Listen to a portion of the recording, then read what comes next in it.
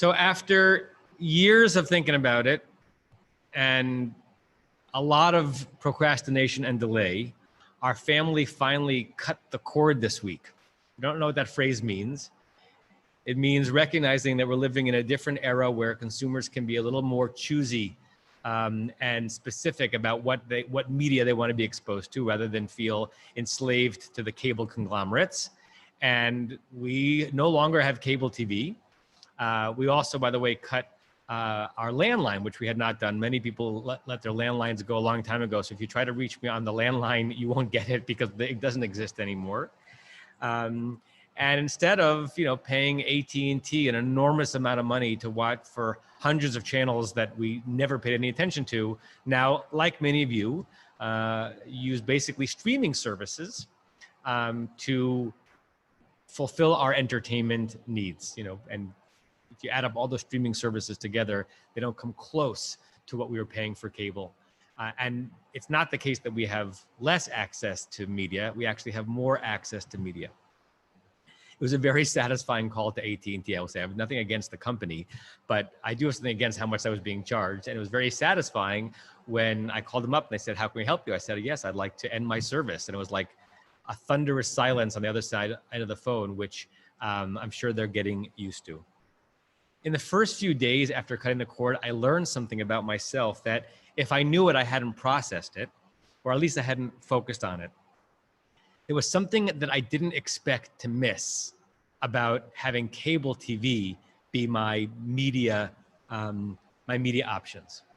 So in addition to watching, series that I watch with members of my family and sometimes by myself on streaming services, when I'm channel surfing, and this is something that's been since I was a child, either late at night when I can't fall asleep or when I have a couple hours to myself on a Sunday afternoon, it just so happens that when I channel surf, what I don't do, and I hadn't done, was go to Netflix or Amazon, whatever, and choose a series to watch.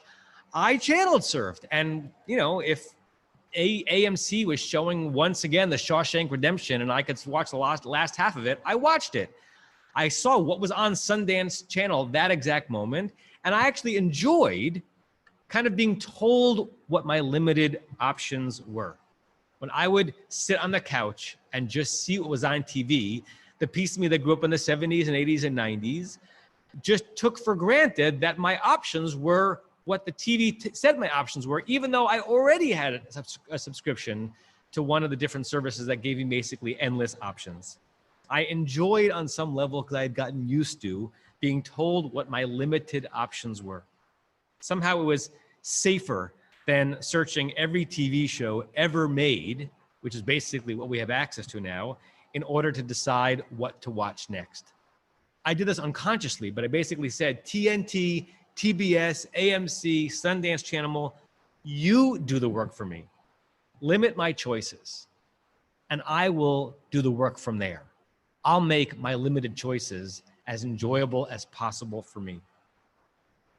We think that we want endless choice in life, as if that means endless liberation. But endless choice can be maddening and thus imprisoning.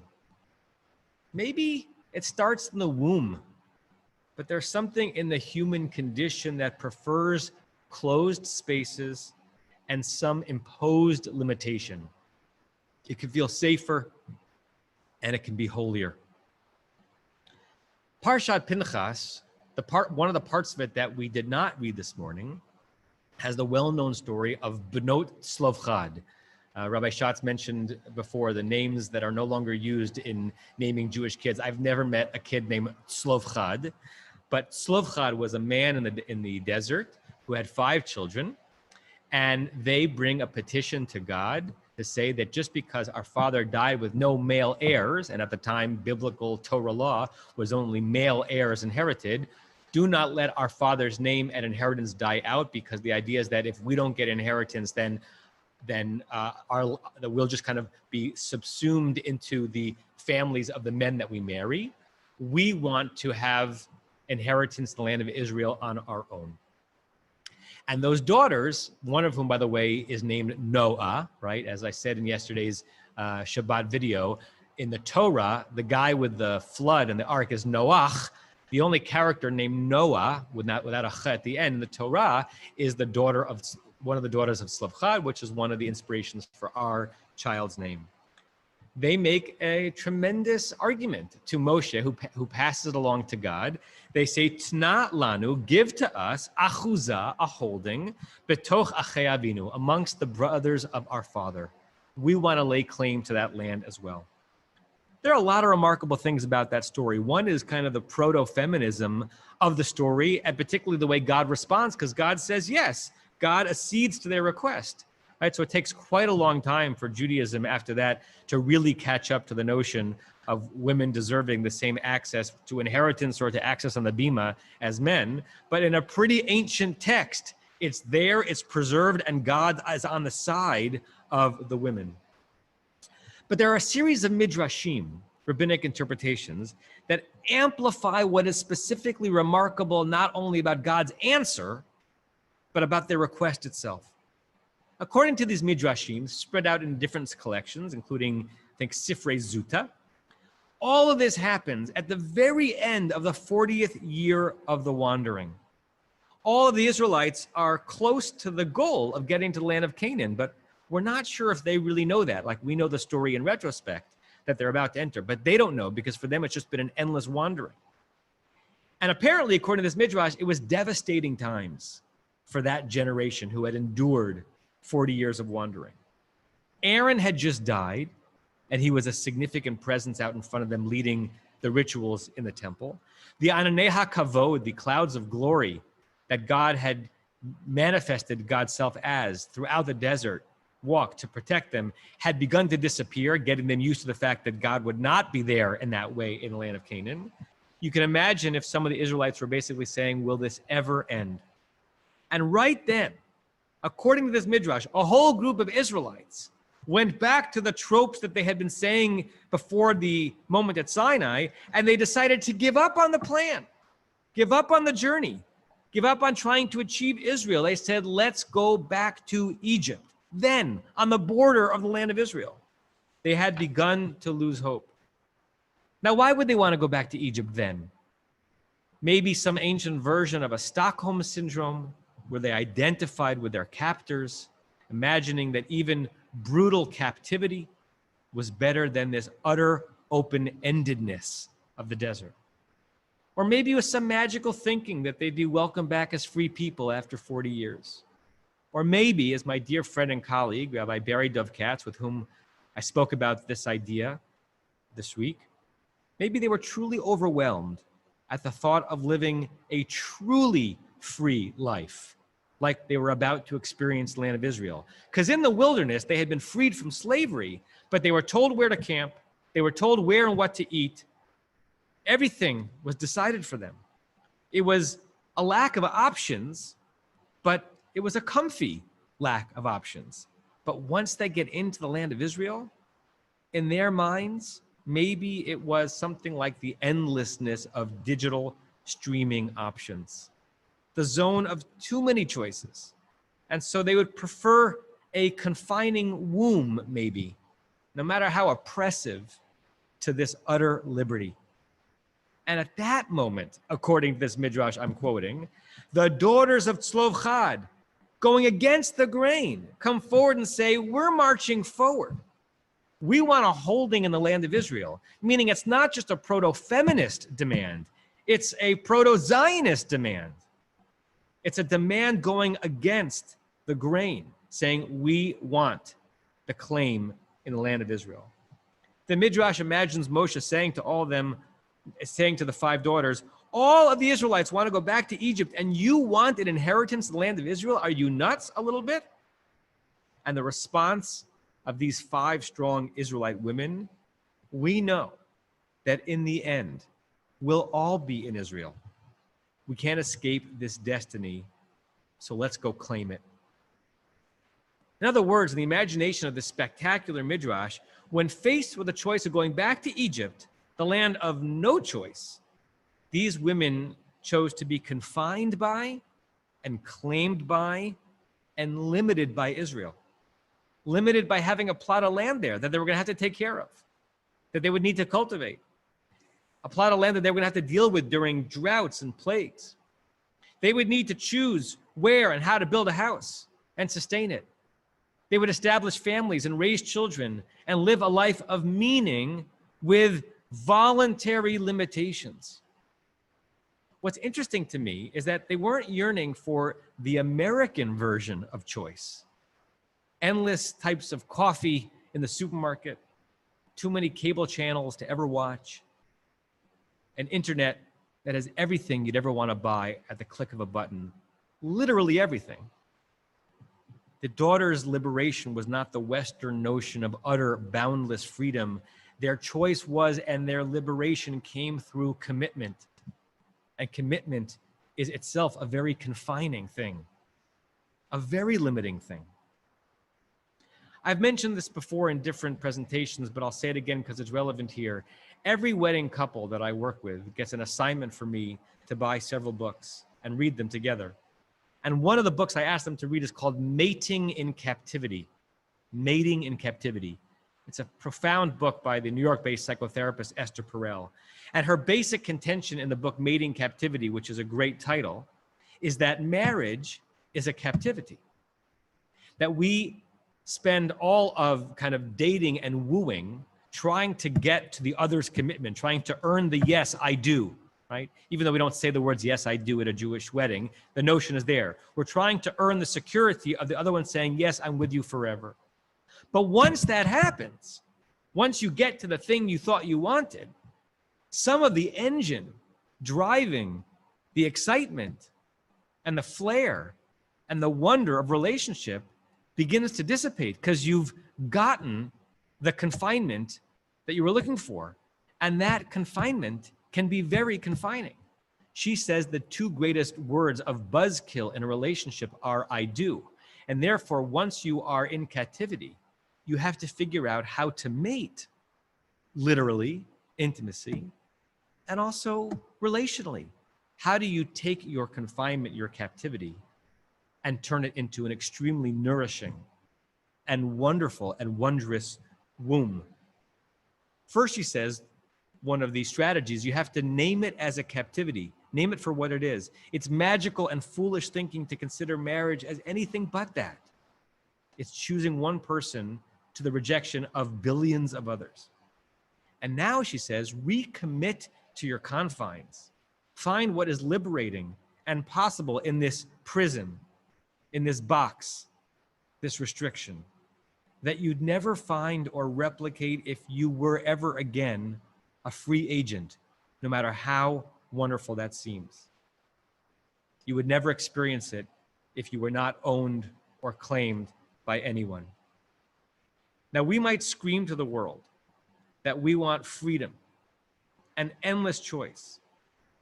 But as Esther Perel teaches us, and the daughters of Tzlofchad, we want to be limited. We want to be claimed. And if we go back to the word that they use in their request, achuzah, from the root aleph chet zayin, it means to hold onto, le'echoz, to clutch, to have in your grasp. It's almost as if the women understood the thickness of that etymology, that when everyone else was fleeing for some fantasy notion of being truly free, they want an achuzah, a claim, a hold, a grasp on something that, in this case, the land of Israel, was going to claim them right back. A mutuality of devotion that we're still living out today. Israel, the land itself, still living out the tension of being claimed by us, and of course by others. But hopefully that land still thriving more and differently than a place claimed by no one, cared about by no one. And we, American Zionists, living 10,000 miles away, temporarily unable to go visit our claim in the Middle East, I hope we could say that we are still living more richly and more interestingly, and perhaps even more liberated, because we have obligations to a place and to an idea that the Jewish people have an address, and to one another as we continue to help make it flourish. And I say these words and hear them in my own mouth even more poignantly during a week in which one of the Jewish American thinkers that is acclaimed by so many made the argument that the notion of a Jewish state is a dead one, and we should be moving away from that concept, with which I vociferously disagree. A Jew and a Zionist still listens closely to those 5 daughters. We prefer to live with achuzot, many claims and many restrictions, rather than without any fetters upon us at all. And it's not just a Jewish condition, it's a human one. Professor Barry Schwartz, who teaches psychology at Swarthmore College, writes, quote, "Autonomy and freedom of choice are critical to our well-being, and choice is critical to freedom and autonomy. Nonetheless, though modern Americans have more choice than any group of people has ever had before, and thus presumably more freedom and autonomy, we don't seem to be benefiting from it psychologically." He talks about the many ways that too much choice affects our mental health. He wasn't specifically referring to Netflix and Amazon and Disney and Hulu, but he might as well have been. He offers a rubric for making choices when we are overwhelmed. 1, decide your goals. 2, evaluate the importance of each one. 3, lay out the options. 4, deciding which of these options is likely to help me meet my goals, and then picking the winning goal. And 5, of course, be ready to make another choice if things don't work out. He argues that if we do this, then we're going to be happier people, making choices based on values, on where we want to be, and who we want to be. It is in the careful, values-based, goal-oriented limitations that we put on ourselves through these choices, remembering that a choice for something is always a choice against many other things. That's how our lives have happiness and comfort and meaning. We could use that wisdom now. When our lives are more constrained than usual, our homes feel smaller, our world feels miniaturized, our to-do list has somehow grown, but the time to do it all has shrunk, and we just don't know when we're gonna break out and have the normal options of our lives offered to us again. Can we turn or try to turn this captivity into a womb? Can we make choices that open up possibilities as we slog through this closed off time? I hope so. We kind of have to.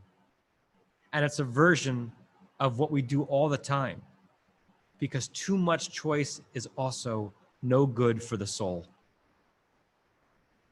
Rabbi Katz, whom I mentioned before, he tells the story of when he served in the shul in Monroe in the early 90s, a few years before I served that very congregation before coming out to you wonderful people. It was a time that he was there when the influx of Soviet Jews to different American Jewish communities was still high, and they were claimed by those communities and cared for and given a home. Probably happened here at Temple Beth Am as well. One of those Russian Jewish immigrant families moved to Monroe, New York, and members of that shul, Eitz Chaim, met them at the airport, brought them to the apartment the shul had rented for them, and got them settled. They left some basic groceries in the apartment, and they let them settle in. A few days later, one of the members of the shul took them to the supermarket to do a regular shopping. You might even see where the story is going. The couple and their child entered the supermarket and were very quiet. They chose a few simple items from the produce section, and a member of the shul said, "It's okay. We're here to get you on your feet. Don't worry what it costs." They got to the cereal aisle. They stopped and they looked and they stared and they seemed paralyzed. In their basic English, they said, "In Russia, we were lucky if there was any cereal on the shelf. But here there's too much. We can't choose. Choose for us." From Russians dealing with the overwhelm of what Kellogg and General Mills offer for breakfast nourishment, to Esther Perel casting marriage as a liberating imprisonment, to 5 daughters who'd rather be limited by something meaningful rather than having it all, but having it be meaningless, to an infant shocked into wailing by the openness and expanse of reality outside the comforts of the womb, to a child who thrives in structure and rules and limits, even if she doesn't enjoy it in the moment, to a Jew who'd rather struggle with claiming and being claimed by Israel than be free to choose any old spot on the map as a favorite.